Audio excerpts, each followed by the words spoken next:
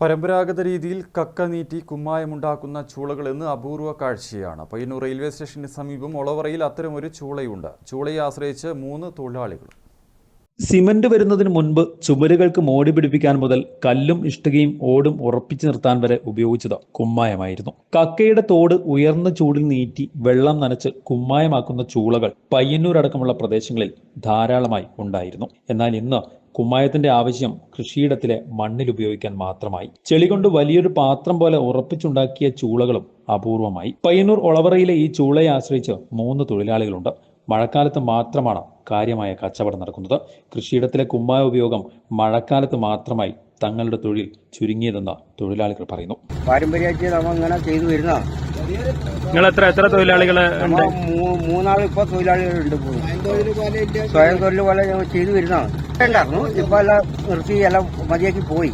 അവർ കുറെ ആൾ മരിച്ചുപോയി. അങ്ങനെ ചൂളയെല്ലാം ഒഴിവായി. വലിയ അസാമുണ്ട്.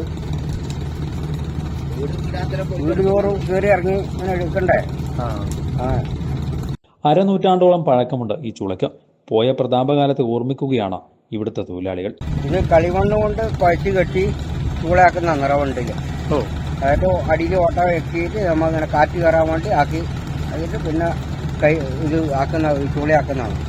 ചൂളയും കരിയുടെ കൂട്ടി മിക്സാക്കി കുഴച്ച് ഇട്ടിട്ട് പണ്ട് ചക്രം ഉണ്ടായിരുന്നു തിരിക്കുന്നത്. അത് മാറ്റിയിട്ടാണ് ഇപ്പോൾ മോട്ടർ ഘടിപ്പിച്ചിട്ടുള്ളത്. ഇതൊരു 51 കൊല്ലം പഴക്കമുണ്ട് ചൂള. News bureau, Payyanur.